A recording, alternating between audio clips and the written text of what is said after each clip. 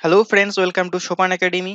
আজ আমরা ডাব্লিউবিপির সমস্ত প্রিভিয়াস ইয়ারের অনুপাত সমানুপাত থেকে পার্ট 2 অর্থাৎ 12 থেকে বাকি অঙ্কগুলির সমাধান দেখব। এর আগে পার্ট 1 হয়েছে, সেখানে ইম্পর্টেন্ট 11টি প্রশ্নের আলোচনা করা হয়েছে, যেগুলো কোনো না কোনো ওয়েস্ট বেঙ্গলের পরীক্ষাতে এসেছে। তো অবশ্যই সেই ক্লাসটা দেখবে। 2005 থেকে 2022-এ যত এক্সামে মানে ওয়েস্ট বেঙ্গল পুলিশের এক্সাম হয়েছে, সমস্ত এক্সাম থেকে কিন্তু এই কোশ্চেনগুলোকে নেওয়া হয়েছে। তো দেখে নেব আজকের প্রথম প্রশ্ন। 630টি জিনিস এক্স ওয়াই জেড এর মধ্যে এমন ভাবে ভাগ করে দেওয়া হলো, এক্স ওয়াই এর থেকে 3 গুণ পাচ্ছে, ওয়াই জেড এর থেকে 5 গুণ। তাহলে এক্স কত জিনিস পেয়েছে সেটা বের করতে বলেছে। তো কিভাবে বের করবে? দেখো, প্রথমে এক্স ওয়াই জেড এর অনুপাতটা বের করতে হবে। ঠিক আছে, এখন দেখো আমি শেষ থেকে যাচ্ছি। কি বলেছে? ওয়াই জেড এর থেকে 5 গুণ জিনিস পেয়েছে। মানে জেড যদি একটা জিনিস পায়, ওয়াই কটা জিনিস পাবে? 5 গুণ জিনিস পাবে, মানে 5টা জিনিস পাবে। আবার দেখো, বলেছে এক্স ওয়াই এর 3 গুণ, এক্স ওয়াই এর 3 গুণ পেয়েছে। মানে ওয়াই যদি 5টা পায়, এক্স পাবে 3 5-এ 15টা। বলো হ্যাঁ কিনা? এটা হচ্ছে এক্স ওয়াই জেড এর অনুপাত। এটা যোগ করলে কত হচ্ছে? টোটাল 21। 15 5 20 আর 21। 21 এর মান হচ্ছে 630। টোটাল কতগুলো জিনিস ভাগ করতে হবে? 630টা। তাই 21 এর সঙ্গে আমি 630 কে তুলনা করব। প্রশ্নে জিজ্ঞাসা করা হচ্ছে এক্স এর মান কত, তার মানে আমাকে এখানে 15-র মান বের করতে হবে। 21 দিয়ে এটা দেখো 30 বার যাচ্ছে, 15 ইন্টু 30 মানে 3 15 45, 450টি প্রোডাক্ট পাবে এক্স। নেক্সট প্রশ্ন দেখো, যদি A by 3, B by 5, C by 7 হয়, তাহলে A is to B is to C এর মান বাই বি এর মান কত হবে? জাস্ট এর মান এখানে দেখো একটু বলে নিই আমি। এ বাই 3 বলেছে, বি বাই 5 আর এখানে সি বাই 7। ঠিক আছে, এখন আমি এর মান বলতে পারি 3, বি এর মান বলতে পারি 5, সি এর মান বলতে পারি 7। এই মানগুলো জাস্ট এখানে বসিয়ে দাও। উপরে আছে a plus B plus C, মানে 3 plus 5 plus 7 divided by B এর মান বলেছে অর্থাৎ 5।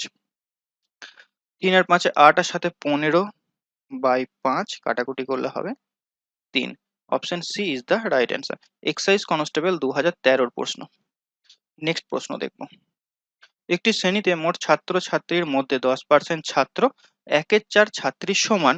ওই শ্রেণীতে ছাত্র-ছাত্রীর অনুপাত কত? আমি ধরে নিচ্ছি বয়েজ আছে বি আর গার্লস আছে জি। তাহলে বলছে বয়েজের মানে ছাত্রর 10% সমান গার্লসের 1/4। ক্লিয়ার হয়েছে? এভাবে লিখতে পারি। এখানে বি ইস টু জি এর মান বের করতে হবে, তো 0 0 কেটে দাও। তাহলে দেখো 4 কোনাকুনি গুণ করে দিচ্ছি, 4b সমান হয়ে যাবে 10টা জি এর পাশে চলে যাবে 10g। কারো কাটাকুটি যাবে 2 দিয়ে, 2 এখানে 5, 2b সমান আমি বলতে পারি 5g। তাহলে বয়েজ আছে 5টা, সরি এটা জি, বয়েজ আছে 5টা, গার্লস আছে 2টো।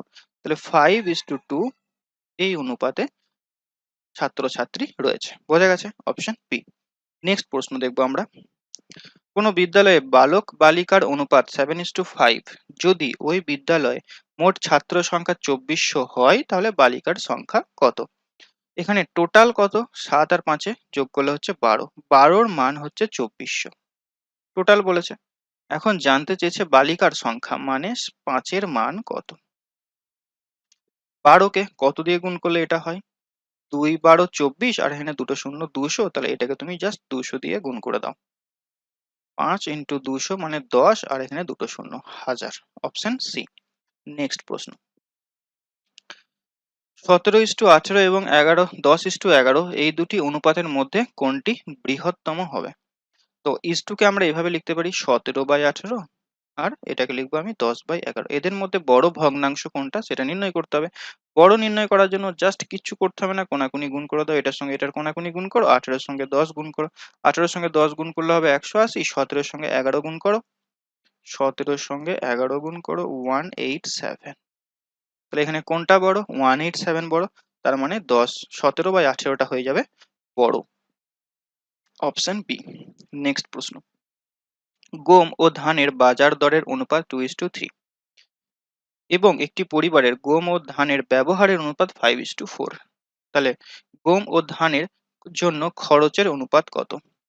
বাজার দর আর আমি যদি ব্যবহারকে গুণ করে দিই, তাহলে কি পাবো? খরচ পাবো। বলো হ্যাঁ কিনা? এখানে দেখো, গম হচ্ছে 2 টাকা কেজি যদি আমি ধরে নিই, আর গম যদি সে 5 কেজি ব্যবহার করে, তাহলে গমের জন্য খরচ কত হচ্ছে 2 ইন্টু 5, এটা একদিকে আসবে। আর ধানের জন্য কত হবে, ধান যদি আমি 3 টাকা কেজি ধরে নিই আর ব্যবহার যদি 4 কেজি ধরি, তাহলে 3 ইন্টু 4, হ্যাঁ কি না? এরপর একটু কাটাকুটি করে নাও, 2 দিয়ে যাবে এটা, 2 2 4, তাহলে এখানে হচ্ছে 5 আর 3 আর 2 6, মানে 5:6, অপশন ডি। নেক্সট প্রশ্ন দেখো কি বলেছে। তিনটি সংখ্যার সমষ্টি 136, প্রথম ও দ্বিতীয় সংখ্যার অনুপাত 2:3 এবং দ্বিতীয় ও তৃতীয় সংখ্যার অনুপাত 5:3 হয়, তবে দ্বিতীয় সংখ্যাটি হলো।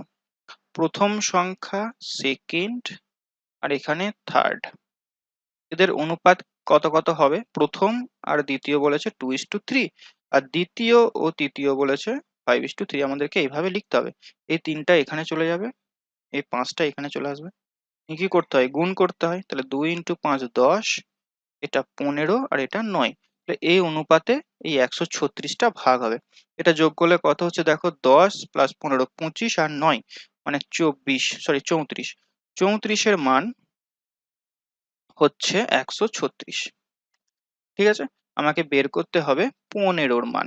ওকে, সো 34 দিয়ে এটা 4 বার চলে যাচ্ছে, 4, তাহলে 4 ইন্টু 15 মানে 60। অপশন সি হয়ে যাবে এটার সঠিক উত্তর। নেক্সট প্রশ্ন। P/Q সমান 1:2, Q/R সমান 3:5 হলে P/R এর মান কত হবে? জাস্ট এই ধরনের অঙ্কই দেখো একটু আগে আমরা করলাম।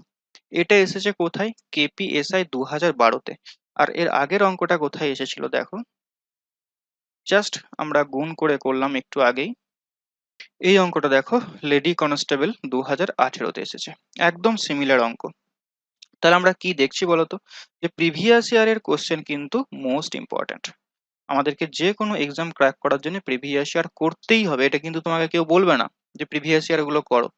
প্রিভিয়াস ইয়ার গুলো করা কিন্তু স্টুডেন্টদের পক্ষে অত্যন্ত প্রয়োজন। তাহলে এটার অ্যান্সার তোমরা আশা করছি কমেন্টে দিতে পারবে, তো অবশ্যই কমেন্টে জানাও এটার অ্যান্সার কত হবে। নেক্সট প্রশ্ন। যদি a/4 সমান, দেখো একদম সেম অঙ্ক, দেখো সেম অঙ্ক আবার দিয়ে দিয়েছে। ঠিক আছে, তাহলে আমি ডাইরেক্ট করে দিয়েছি। a এর মান কত হবে 4, b এর মান 7 আর c এর মান 9। তাহলে উপরে আছে a plus b plus c, তাহলে যোগ করে দাও। 4 এর সাথে 11 আর 9 20, আর নিচে a মানে হচ্ছে 4, তাহলে 4 5 20, 5 উত্তর, অপশন বি। WBPSI 2007-এর প্রশ্ন। নেক্সট। a/b, b/c, c/d হলে ABCD কত হবে?